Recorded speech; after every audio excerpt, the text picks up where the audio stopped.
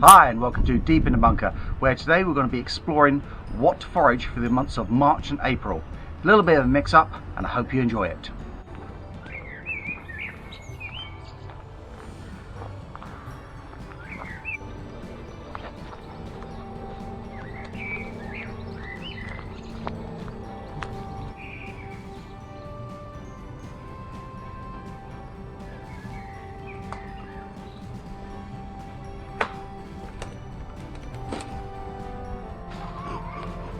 Wait, is that garlic I smell? It is.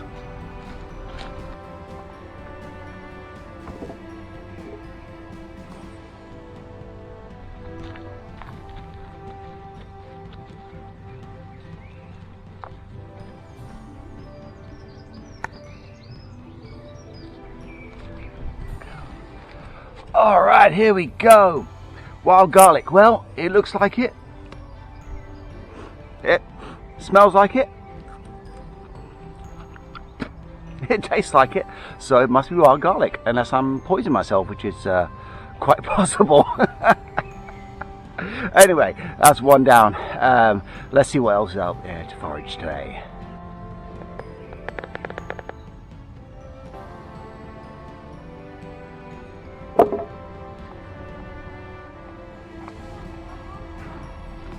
God, this weather was really changeable today. Cloudy earlier, followed by snow, then the sun, then back to cloud, rain. It was just a crazy day. Beginning of April, you just wouldn't credit it.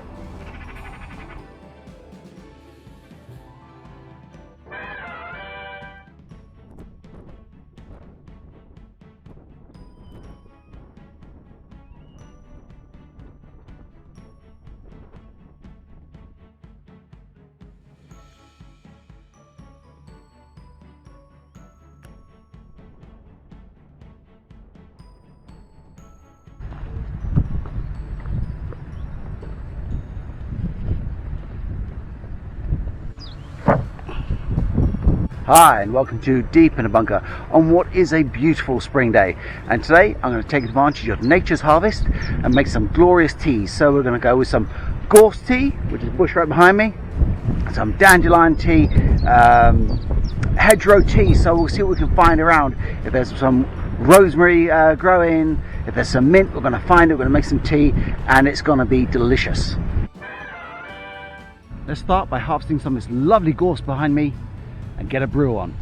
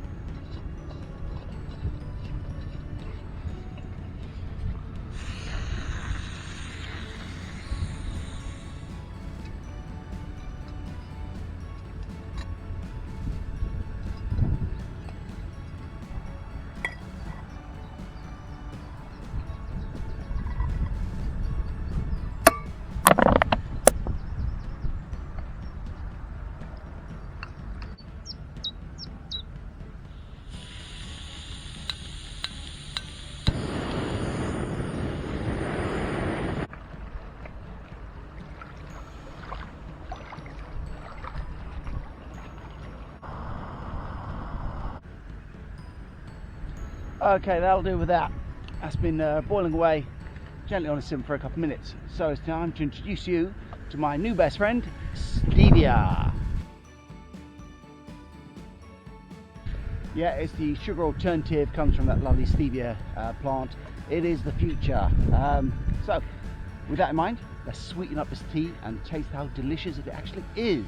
First thing I'm going to do is strain it off. I haven't got a tea strainer, so I'm going to use coffee strainer.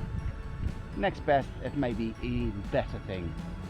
Try not to scald the hands, and here we go.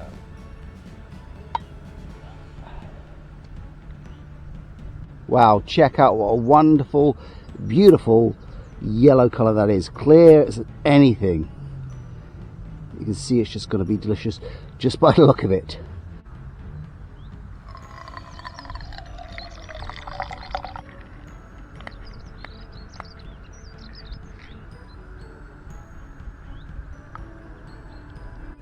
Right, here's mud in your eye.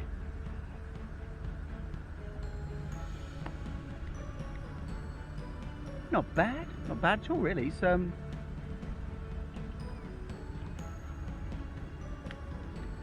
pretty neutral smell to it, pleasant taste. It's a tea. You know what these could do with drying out, really intensified taste, but you can taste it. It's good, it's sweet because of the stevia, and yeah, this program is sponsored by stevia. Yeah, lovely. Yeah, one last sip. Let's get out of here and find some dandelions.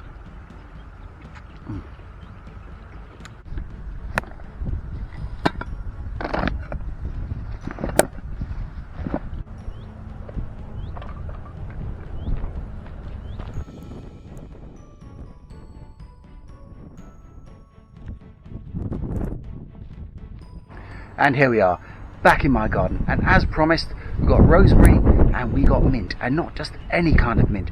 We've got lemon balm. Okay, that is my absolute favourite, but there's a billion types of mint out there and you should explore them all. So if you can't forage it in the wild, get it at home. So you've got peppermint, apple mint, common mint, Corsican mint, apple mint, pineapple mint, chocolate mint. The list goes literally on and on and on. And did you know that all your herbs are actually derived from mint? So your oregano, thyme, marjoram, etc. is all mint. It's just varieties of mint. They just don't taste very minty. They taste something else, but they're all derived from mint. So mint is the most wonderful, diverse herb you can have. And I really do encourage you, if you can't grow it in the wild, if you can't guerrilla grow it in pots, grow it in your garden. You don't need much. Look at this, galvanized bins, and it's away.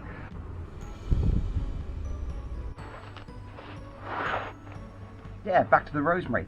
Rosemary tea, absolutely wonderful. Get a few sprigs of this, dry it off, put it in tea strainer, and once again, lovely rosemary tea. Just can't ask for better, I tell you. That lovely piquant taste, some lovely stevia, of course, in there. Wonderful. It's what spring days are made for.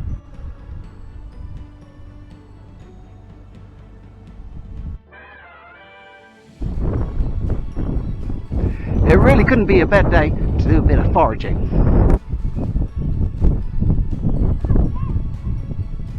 And with bunches of flowers like this hanging around, it's not going to take long to fill my bag.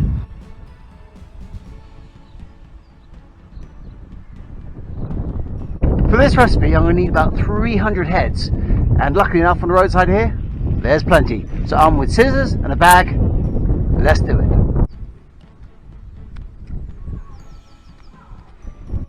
So I'm just doing a bit of selective pruning here. I'm not taking anything more than the flower heads I actually need.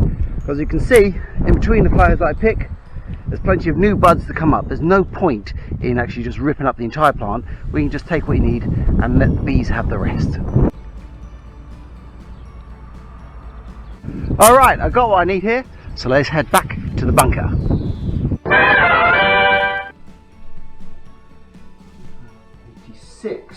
Okay, so there we are, approximately 286 heads for the dandelions, which equates to just shy of 100 grams in weight. So the first thing I want to do is completely clean off these heads. So a lot of recipes say you can leave these stems on, but not really what I want to do. So just picking them out, teasing them out of the head here, take this, and that's what I want, just the petals. I don't think a honey should taste of green nastiness. As you're picking these, you get a really wonderful sort of meadow smell, lovely heady, polleny smell. It's really nice.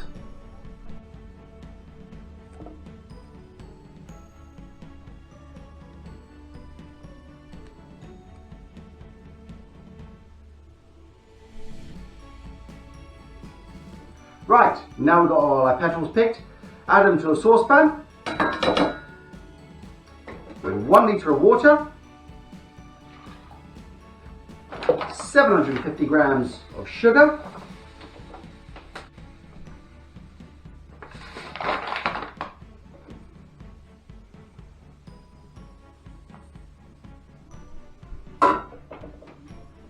four slices of lemon, and I'm using a dash of vanilla extract, but a pod would be better, apparently. Stick this on the stove, bring it to the boil for 30 minutes. When you're done, take it off the heat and let it steep for 6 hours.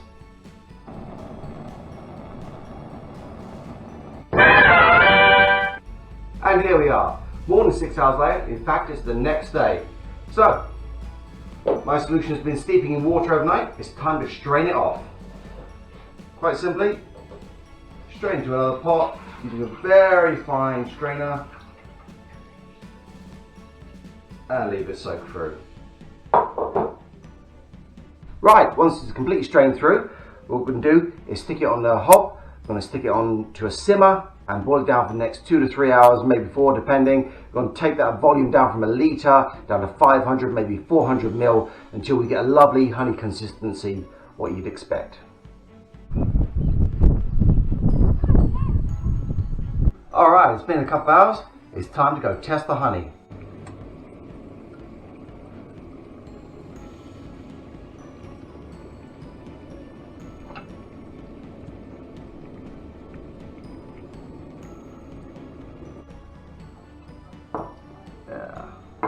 Well, it's got some consistency to it. Yeah, it's that slight pulling apart, you can see there, and it tastes good. Yeah, really happy with that. I think half hour more, I'm going to have exactly what I need. That lovely sort of honey consistency, that feeling, just perfect. And then we'll go jar it up.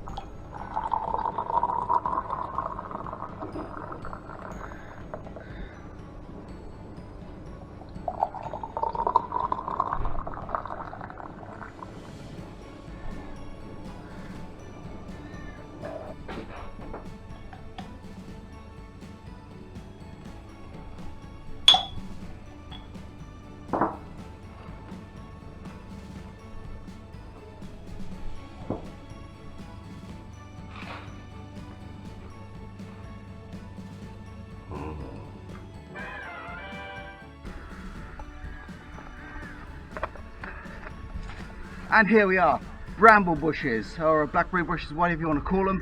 And I want these because I want the young leaves. This time, end of April, perfectly edible leaves, and we're going to turn them into tea. Yeah, fresh or dried, the young leaves here make an absolutely wonderfully refreshing tea. And after a long walk, that's exactly what I need. So I don't need too much, and I just want the very tips here. The younger the better.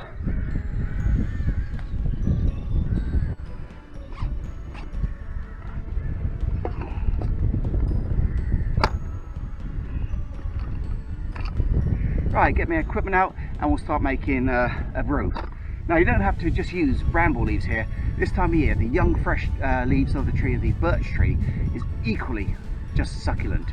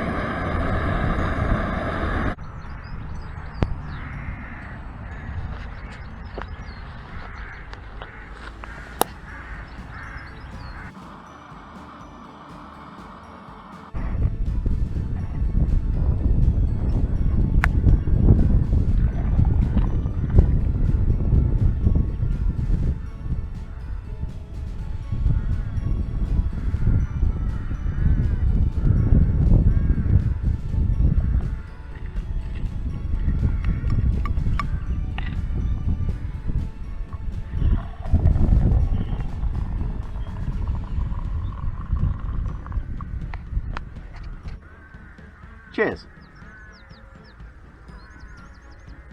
Now that's nice. It is actually slightly fruity. You know, stevia really brings out the sweetness. I'm more than happy with that. Now that's great, but there's plenty of other things to be foraged around this time of year. Springtime is actually abundance for all your herbs and etc. So things like your hairy bittercress, that's the nasty little weed that I've always pull out of my plants every year. You've also got things like horse parsley, lovely headed plant, completely edible, leaves and the flower head. And cow parsley. Now this one you have to be really careful for because it's really closely in resemblance to hemlock, which is, as you know, deadly hemlock nightshade. It's horrible stuff. It's stuff which is used to kill you.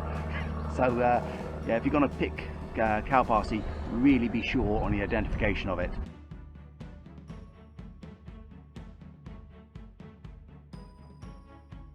And of course you've got your plantain, or the greater plantain, lovely broadleaf plant with the stems coming out, unmistakable. And later on in May you've got things like common mallow coming up, the leaves, the flower heads, everything all again edible. So there's no reason not to have a look around and see what's in your area.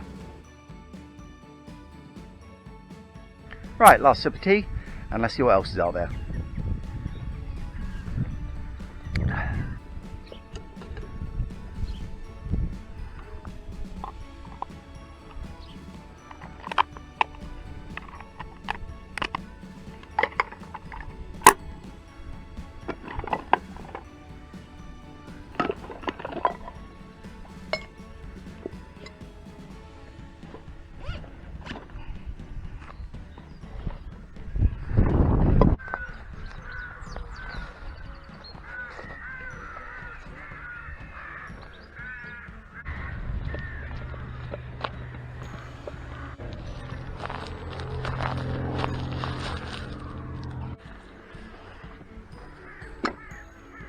Check this out, purple dead nettle.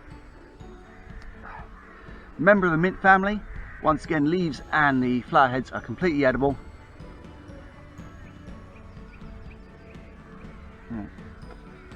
Don't taste great, but nutrition's really low on this, but it's something to keep in your belly. So if you're hungry and you're on the move and it's readily available, go for it.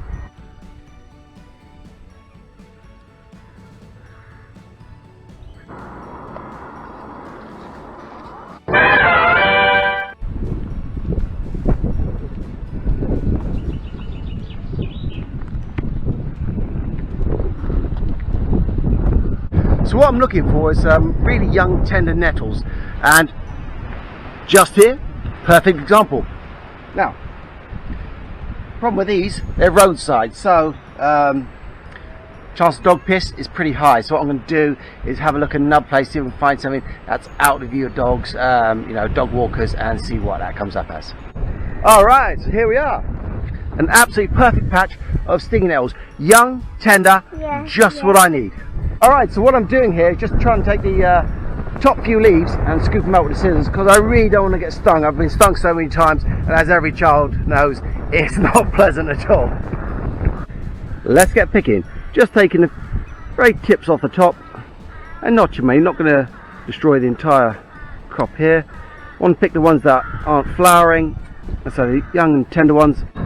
Alright, so here we go. Got a couple of bags of lovely nettles here, and once again I've got to stress, these are nettles that have not flowered yet. They're not bitter, they are sweet relatively, and just perfect for culinary purposes.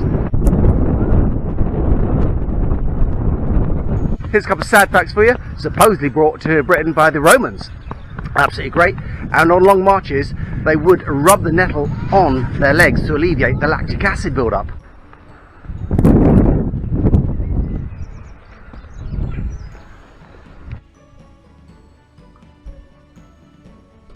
So here we are, back in the bunker, and we're going to make this lovely nettle and honey cake. Stupidly easy to make, quite simple, few ingredients. Flour, sugar, eggs, honey, and of course nettles. So let's start with the nettles. Quite simply, all I need is 2 good handfuls of nettle leaves to that end. I'll cut out the stalks and wait for the ensuing pain of the sting.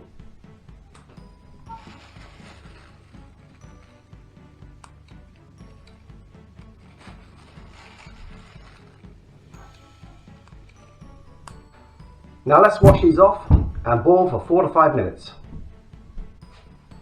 Alright, this has been boiling away 4 or 5 minutes. It's time to drain and let it cool. In the meantime, let's get on with the rest of the cake. Right, so let's start with the basic ingredients here, the butter, the sugar, the eggs. Okay, in one bowl, let's get 113 grams of butter and whack that in. About that much. Scales.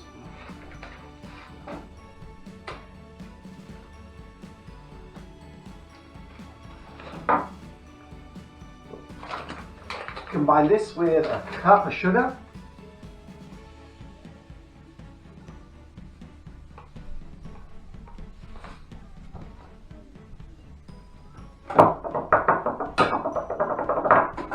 And stick it in the food blender and just add 3 eggs to that, 1 at a time, till it's all lovely and buttery. Alright, in a separate bowl, let's combine 2 cups of flour and 2 tablespoons of baking soda. Chop the nettles up super fine. Once this is done, try and squeeze as much of the juice you can out of this, what is essentially now a pulp.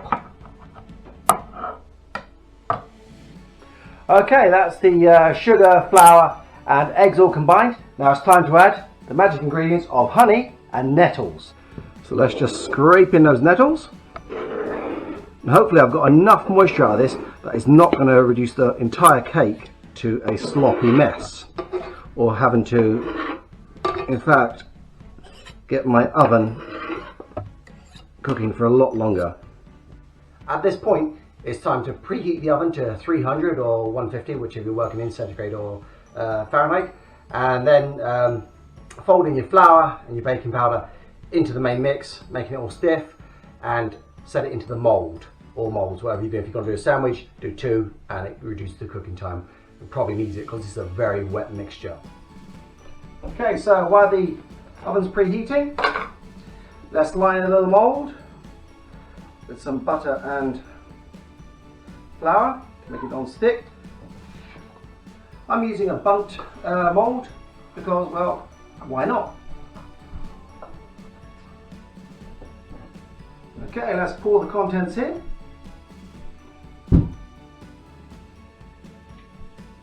Oh yeah. Okay, that's all in the oven now. So I think I've earned myself a Bellini. So the nettles, not only great for cakes, it's great for tea and it is great for your health. So it's been used to treat ailments such as your urinary and tract health, arthritis and general body pain, and it can help manage your blood sugar levels. So to make the tea really super easy, all you need to do is get a basic ratio of 2 cups of boiling water to 1 cup of nettles that have been prepared, the leaves cut off, stems thrown away. Once the water's come to the boil, simply take it off and let it sit for 5 or so minutes. Okay, the nettles have now been steeping in boiling water for a few minutes. Let's strain them off.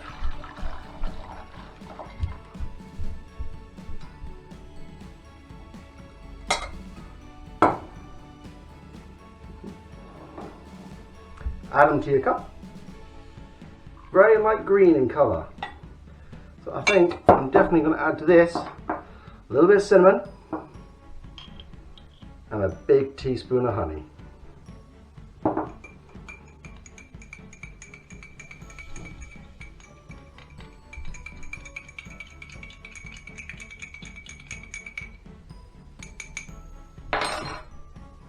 So,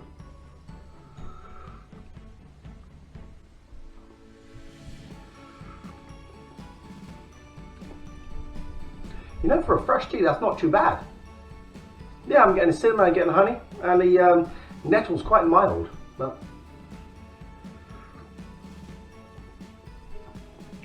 it's there, but only slightly. Yeah, I'm really happy with that. Alright, so here we are, freshly out of the oven. Let's finish it off with a nice bit of lemon drizzle.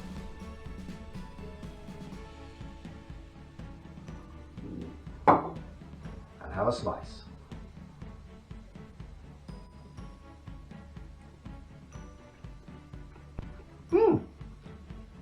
That's not bad. You know what?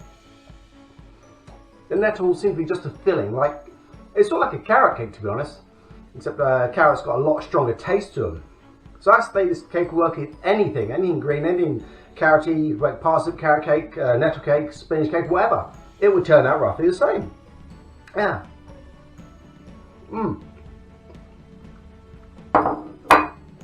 Lemon drizzle, absolutely wonderful. Gives it a lovely lift. I mean, you could put any frosting on there. You could put a little almond frosting, no problem. But you can really taste it. This is the taste of you know, a country spring day. Yeah. And I even got stung in the fingers to prove it. Well, I certainly hope you enjoyed that video. As I say, a few ideas on what to do yourself. I've really enjoyed getting out there and doing it. So, for now, this has been Deep in the Bunker. Take care, stay safe, stay sane.